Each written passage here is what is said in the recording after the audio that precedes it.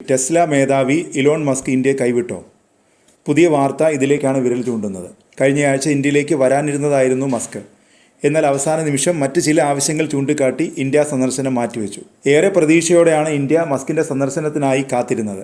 ഇന്ത്യയിൽ Tesla factory ആരംഭിക്കുമെന്നും Tesla വാഹനങ്ങൾ ഇന്ത്യൻ വിപണിയിൽ അവതരിപ്പിക്കും എന്നൊക്കെയുള്ള പ്രതീക്ഷകളാണ് ഉണ്ടായിരുന്നത്. സന്ദർശന വേളയിൽ ഇതുമായി ബന്ധപ്പെട്ട സുപ്രധാന നീക്കങ്ങൾ ഉണ്ടാകുമെന്നും പ്രതീക്ഷിച്ചിരുന്നു. എന്നാൽ ഇന്ത്യക്ക് നിരാശ സമ്മാനിച്ച് മസ്ക് ഇന്ത്യ സന്ദർശനം മാറ്റിവെച്ചു. അതിനിടെയാണ് ഇന്ത്യക്കും നിരാശ നൽകി മറ്റൊരു വാർത്ത എത്തിയത്. ഇന്ത്യ സന്ദർശനം മാറ്റിവെച്ച ഇലോൺ മസ്ക് ഇപ്പോൾ ചൈന സന്ദർശിക്കുകയാണ്. ചൈനയെ മസ്ക് വാനോളം പുകഴ്ത്തുകയും ചെയ്തിരിക്കുന്നു.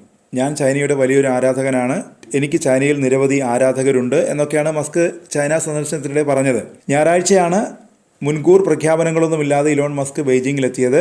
ചൈനീസ് പ്രധാനമന്ത്രി ലീ ചിയാങ്ങുമായും മസ്ക് കൂടിക്കാഴ്ച നടത്തി. ചിയാങ്ങുമായി വർഷങ്ങളായി പരിചയമുണ്ടെന്ന് പിന്നീട് മസ്ക് എക്സിൽ എഴുതി.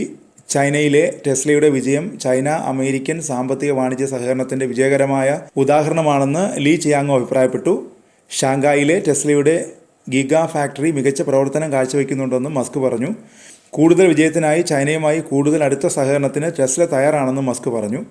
അതിനിടെ ചൈനയിലെ ടെസ്ലയുടെ വിപണി ശക്തമാക്കുന്നതിനൊപ്പം ടെസ്ലയുടെ auto pilot supervised full self driving സാങ്കേതിക വിദ്യ ചൈനയിലേക്ക് എത്തിക്കുന്നതുമായി ബന്ധപ്പെട്ടും ചർച്ചകൾ നടക്കുന്നുവെന്ന റിപ്പോർട്ടാണ് പുറത്തു വരുന്നത്. പ്രധാനമന്ത്രി നരേന്ദ്രമോദിയുമായി കൂടിക്കാഴ്ച നടത്തുമെന്ന് മസ്ക് പ്രഖ്യാപിച്ചിരുന്നു. എന്നാൽ അവസാന നിമിഷം സന്ദർശനത്തിൽ നിന്ന് മസ്ക് പിന്മാറുകയായിരുന്നു. സന്ദർശനം മാറ്റിവെക്കാനുള്ള കാരണം മസ്ക് വ്യക്തമാക്കിയില്ല. ഈ വർഷം ഒടുവിൽ ഇന്ത്യ സന്ദർശിക്കുമെന്നാണ് മസ്ക് പറഞ്ഞത്.